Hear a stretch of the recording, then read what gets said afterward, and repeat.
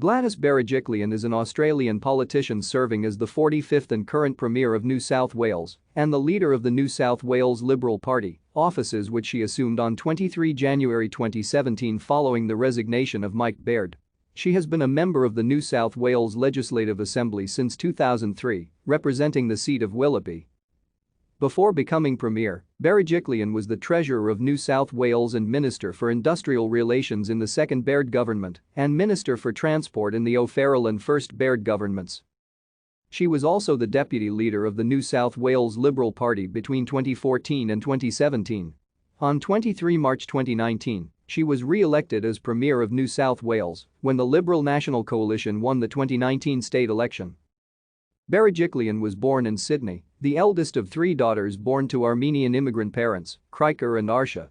Her grandparents were orphaned in the Armenian genocide in 1915. Berejiklian spoke only Armenian until she was 5 years old when she began learning English.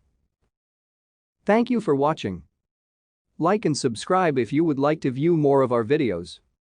Have a nice day.